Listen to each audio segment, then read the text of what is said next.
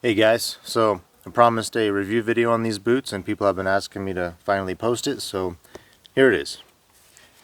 This is the Sportiva Nucleo High GTX 2, something like that. And I'll write it down there because I can't remember.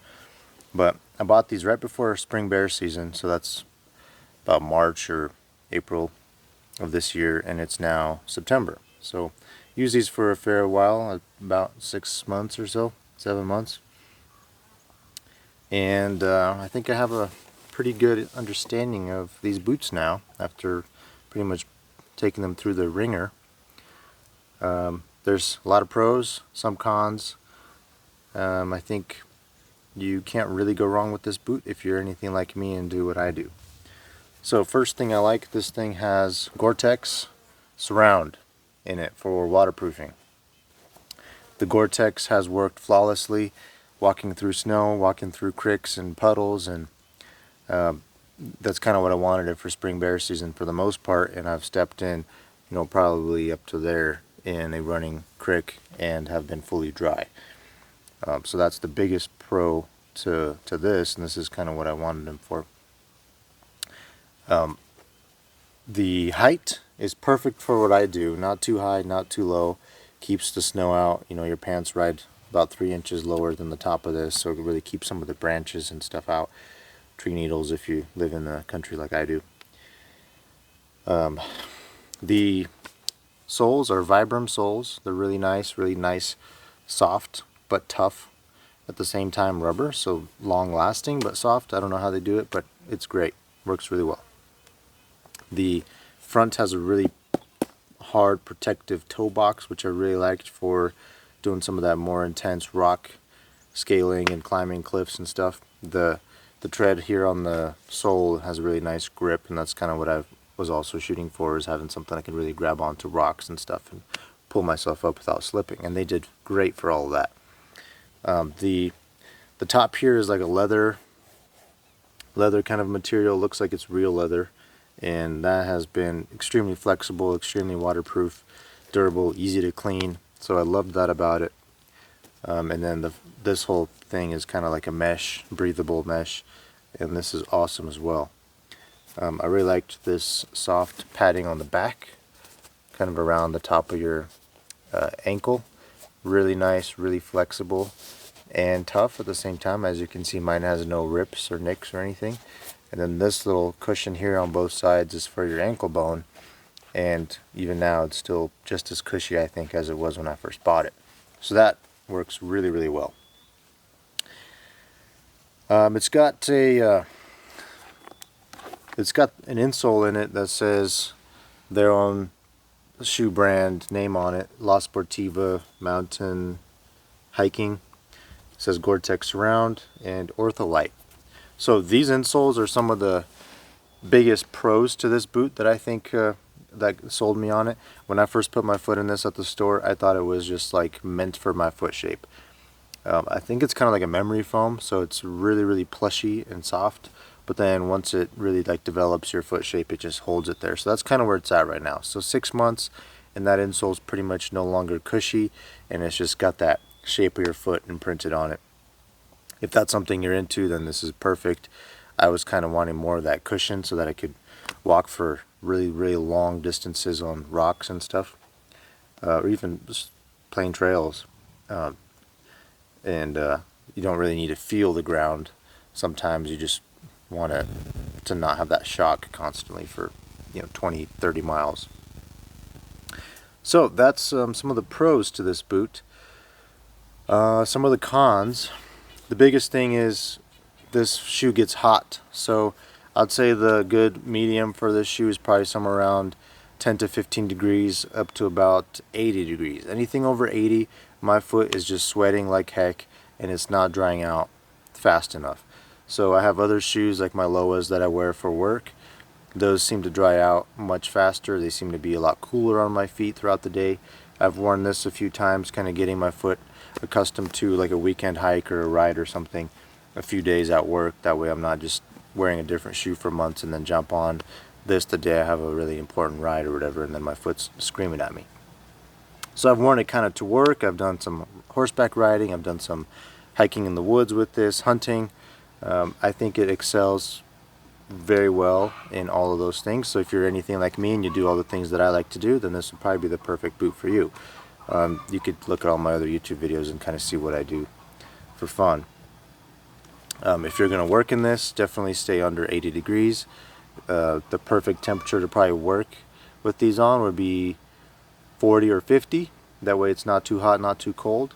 I definitely don't think this is a perfect winter boot, and it's also not a perfect summer boot. So it's kind of like an all-season boot. So it's a little bit good for one thing, a little bit good for another thing, a little bit good for a third thing, but it doesn't do great at any one thing. So keep that in mind if you're going to get this, and that's kind of what I want, is something a little bit more, something I can use spring, fall, a little bit in the summer, a little bit in the winter, and I think that is essentially ideal for what I wanted. It does that very well. The shoelaces on this are kind of made like out of a paracord material. They will not stay tied. I've had to double knot them anymore because they just will not stay tied throughout even an hour later. They like to loosen up, and I just can't cinch them down tight enough so they don't untie. So I have to double knot them, and even then they still undo. So I might have to replace these in the near future if I want to keep wearing these. I will also be replacing that insole in the near future if I want to keep wearing these. I haven't decided yet, but just know that that insole will probably last you about 6 months of using them as much as I have, which hasn't been that much. They've probably, the last 6 months I've probably spent like a third or a quarter of all my time wearing shoes in these. So normally I've been wearing my cowboy boots kind of around the house, around the ranch, to town, even riding some walks into the woods for some videos and stuff. I've been wearing my Loas. I think they're GTX. I don't remember the name of it now, but they're a little bit lighter built. I've been wearing those for work. They're much more expensive than these, and they have been pretty much my main work shoe. And then I've had a few others that I've kind of been wearing on the side, but for the most part I've spent probably the last 6 or 7 months of my time, about a third of that, in these. So not everyday use, but not little use by any means either. They're definitely worn. You can tell that they've kind of been used and abused. The sole still looks great. There's still plenty of life left in the treads on that sole. The rubber kind of around the sides looks a little bit beat up from rocks and stuff. I think I hit it with a pressure washer once. Some of this stuff right here, this rubbery kind of texture on the side of the leather there, is pretty frayed and detaching from the fabric underneath. The leather though is in really good shape. It's got a few cracks kind of once in a while, but it's still waterproof. That's most important. This toe box still looks in excellent shape, can definitely continue being used. All of this fabric up here looks in excellent shape. So it's definitely broke in, but it's not falling apart. So after 6 months, this boot still has plenty of life left if you want to put a new sole in there and possibly change these laces or have a different lacing method than I've been using. I hate these little eyelet loop things to where like the lace kind of snaps in there, but it doesn't fall out easily.